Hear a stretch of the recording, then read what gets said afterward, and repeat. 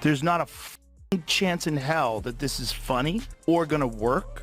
And when you see those flat, corny, late-night monologue jokes with no audience, Colbert, there's Jimmy Kimmel, there's Fallon. What they're doing is just like reading off of a teleprompter. So a bunch of really good joke writers wrote them some stuff, and then they're playing to the audience, and the audience is like laughing, so they get this feedback, and they know how to do that. They stand there, and there's applause signs. And then there's producers. There's the warm-up guy that's literally telling people to clap. They're like, okay, explain to the people. Yeah. Okay, when Jimmy comes out, I want a big round of applause. Let's practice this right now. How can Jimmy Kimmel live with him? Like, Jimmy Kimmel is a talented guy, and I don't think he's like an evil person or something, but he's made this deal where he just serves power and attacks anybody who challenges power. Like, how can... Honestly, how can he look in the mirror and say, I'm doing something honorable? Like, how can he live with himself? How can his wife sleep with him? Well, it'd be... I mean it'd be one thing, He's had a real problem with Elon from the beginning of this thing, but it's like he's in this leftist thought bubble. He is in the most leftist thought bubble available, which is Hollywood. The result? Kimmel looks less like a late-night titan and more like the unfunny middle manager at a particularly depressing office Christmas party, desperately trying to DJ with a broken record. Even their audiences are worlds apart. Rogan's fans are fiercely loyal, often tattooed and probably fermenting their own kombucha in their basements. Tucker's viewers are politically rabid, meme-wielding insomniacs who view every single episode like it's a gladiator match to the death. And Kimmel's audience? Well, they're likely people who fell asleep with the remote control still in their hand or got hopelessly lost on their way to finding The View. It's not even a fair contest. It's a demolition. This wasn't a war of equals. It was a one-sided roast, cooked to perfection on two entirely separate grills. Rogan smoked him low and slow with his signature dry sarcasm. Tucker flambéed him with righteous indignation and a generous side of smugness. Kimmel just stood there, the human embodiment of the phrase, please clap, as both men continued to dominate their respective spheres, leaving him stuck in a format that even cable news largely escaped from years ago. And while he continues to peddle politics under the thin guise of comedy, Rogan explores psychedelic consciousness and feral pig attacks with actual astrophysicists. And Tucker gleefully drops video bombs from a room that looks suspiciously like a mid-century prepper bunker. It's not just that Kimmel was roasted, it's that he was roasted in full, glorious, high-definition stereo. One voice from the left libertarian chaos of the podcast world, another from the right-wing rage machine of post-cable media. And somehow, these two men, ideologically miles apart on almost every other issue, found perfect, harmonious common ground in the fertile soil of Jimmy Kimmel's perceived failure. That's not just a coincidence. That's a cultural red flag with a very loud, very persistent laugh track.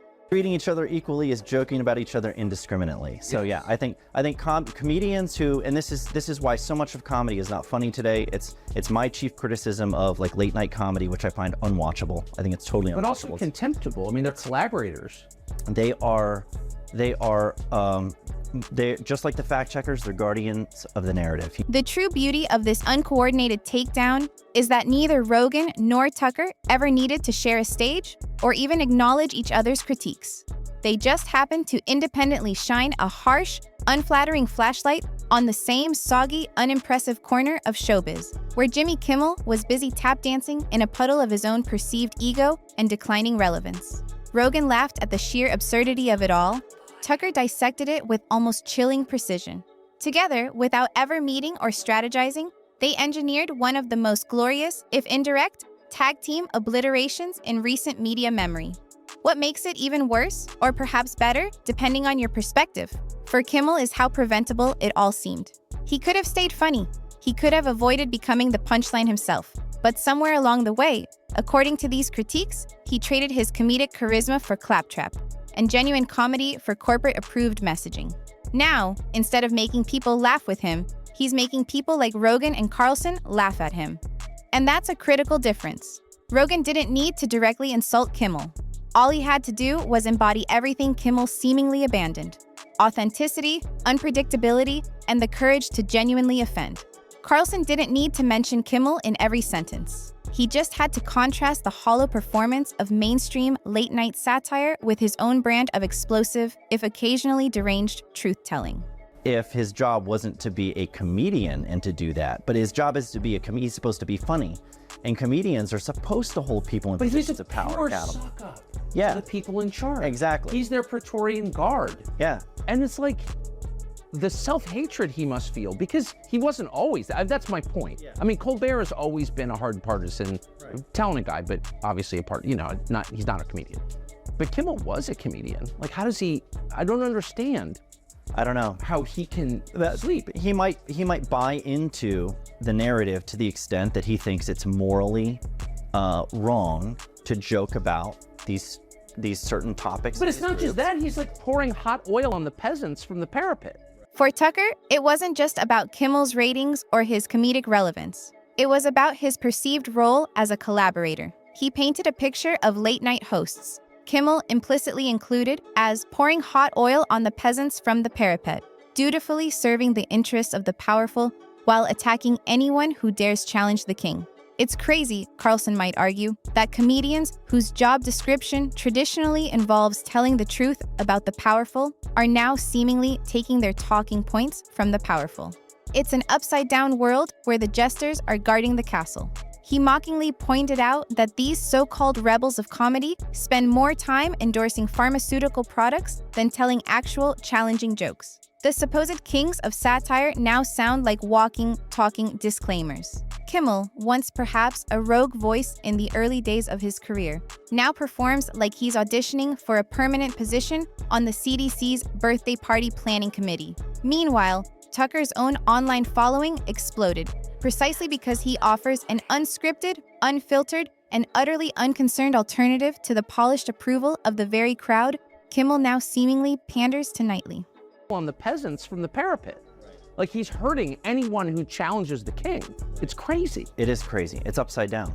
The comedians should be poking holes in the popular narrative, not propping it up. Jimmy Kimmel is. Like, truly. No, I mean it. You said it, no not me. No amount of money is worth what he's doing, in my opinion. Yeah, but it's how they control speech and thought. If your worldview is incoherent and impossible to defend rationally, yes, then you have to insulate it from criticism. And what's the most effective kind of criticism there is? I think it's mockery, which exposes foolishness for what it is.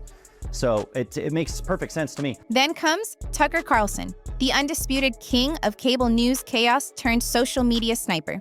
If Rogan roasted Kimmel with a kind of laid-back, almost amused contempt, Tucker Carlson lit him on fire with a maniacal grin and then walked away, humming patriotic music. Post-Fox News, Tucker has fully embraced his inner digital outlaw.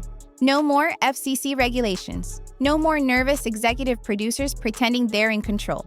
Just Tucker, a webcam, and an apparent vendetta against every talking head still clinging to their saggy card and their carefully scripted narratives. In one of his now viral video segments, Tucker unloaded a monologue that sliced through the perceived Hollywood hypocrisy, like a warm chainsaw through artisanal tofu. Without ever needing to give Kimmel the dignity of being directly named as the sole target, he eviscerated the exact type of host who masks elitism behind canned laughter and feigned relatability. Late-night comedians, Tucker argued with his signature dramatic pauses and intense stares, have become little more than human teleprompters, dutifully regurgitating safe, pre-approved content that aligns perfectly with the interests of studio executives, corporate sponsors, and political focus groups. Again, no specific names were needed when the custom-fit shoe pinches that tightly. It chokes off the blood flow to any remaining comedic sensibility. I was mistaken about this. It's something I admit I was wrong about, is when early on, when we first started getting fact-checked and we first started having these issues with censorship with the Babylon Bee, it was my belief that these were humorless scolds who just didn't think our jokes were funny, and they thought they were offensive and they were being hypersensitive. And that's not the case. No, it's not. You're going through the stages of realization here. The stages of realization. I eventually learned and came to realize that it's not humor. Humor's a vehicle for truth delivery. They don't like the fact that the narrative is being challenged in a way that's effective, and so they have to shut you up. Rogan's disdain for what late night has become was deliciously vague, yet unmistakably pointed. He mocked the sterile, scripted format, The predictable punchlines, the desperate pandering. The kind of comedy Rogan champions thrives in discomfort, in long, unpredictable tangents, in guests who say things you're explicitly not supposed to agree with. Kimmel's current version of comedy? It's safe sarcasm, meticulously packaged for a studio audience trained to clap like Pavlov's dogs at every ideologically approved zinger.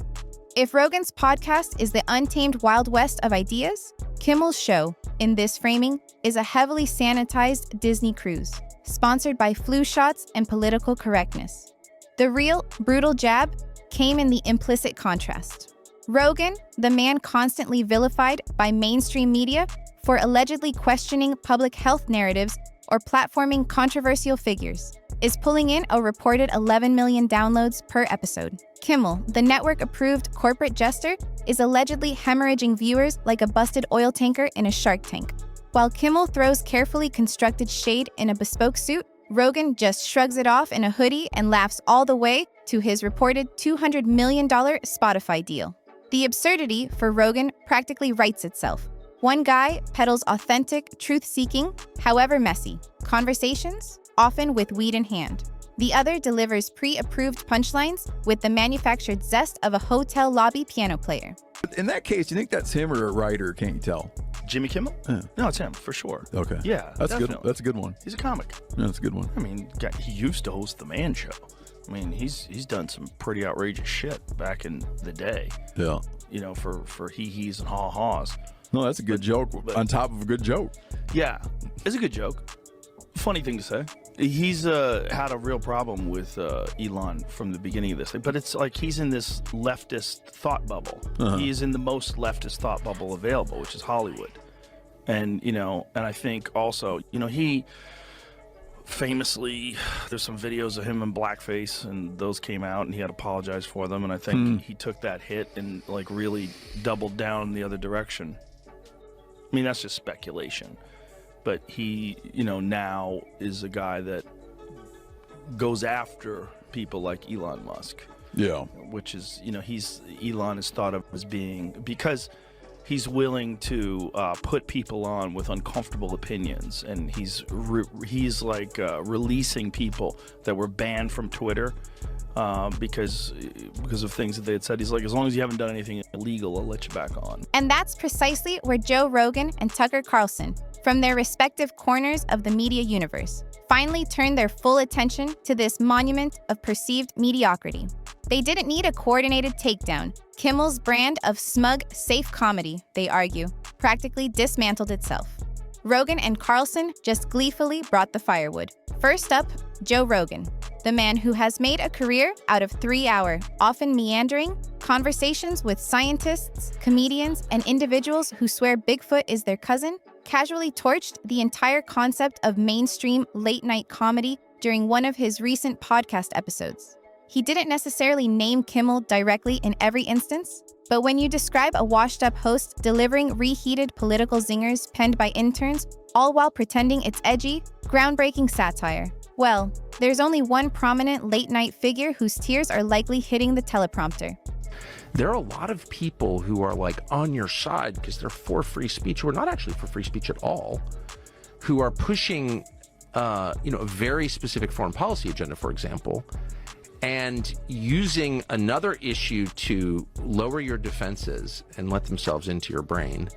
And I think that's really sinister, really, really, really sinister. And it's becoming more obvious now. Like, if you're for free speech, then you're just for free speech because you support the principle. It doesn't, the content of the speech is not that interesting. There's something almost poetically satisfying, for critics at least, about watching a late-night host get served a piping hot dish of cold justice by two men who don't even seem to acknowledge each other's existence, let alone coordinate an attack.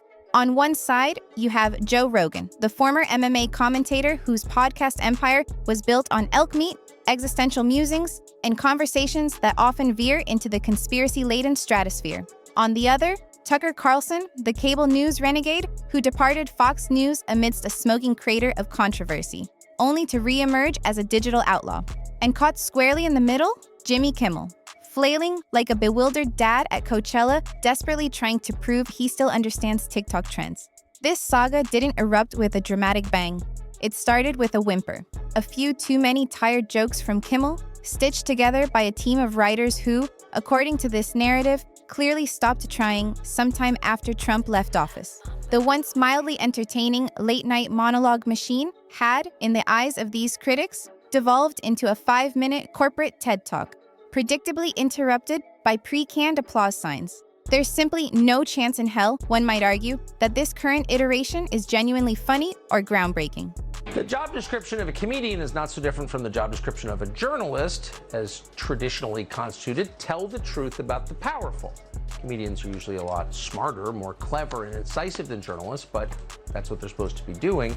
Almost none still do. Adam Carolla is one of the very few remaining comedians in the United States. He's out with a new book called Everything Reminds Me of Something. Road to obscurity. Nobody's going to care anymore. It's like you're seeing it take place with late night television. Nobody gives a fuck about it anymore. I know. And it's slowly, you have a bad business model and you're not adapting. Yeah, the creativity's gone for late night comedy, right? Like that's not really a thing anymore. Jimmy Kimmel, the man who once seemingly helmed the late night comedy ship with a smirk and a monologue, reportedly found himself caught in a crossfire so brutal, so unexpected, it makes his meanest tweets look like a polite suggestion. Forget on-stage confrontations or awkward talk show face-offs. This was a new kind of celebrity takedown. A verbal demolition derby orchestrated from afar by two of the most polarizing and powerful voices in modern media, Joe Rogan and Tucker Carlson. 1 minute, Kimmel is cracking jokes about the news. The next, he's the unwilling piñata at a roast he never RSVP'd to, catching verbal haymakers from commentators who don't do filters or forgiveness. Rogan's calling out the cringe, Tucker's grinning like it's Christmas, and Kimmel? He's reportedly somewhere backstage, rethinking a whole lot of life choices. This isn't just a minor feud, it's a flaming dumpster fire of brutal truth and zero mercy, and it gets gloriously messy.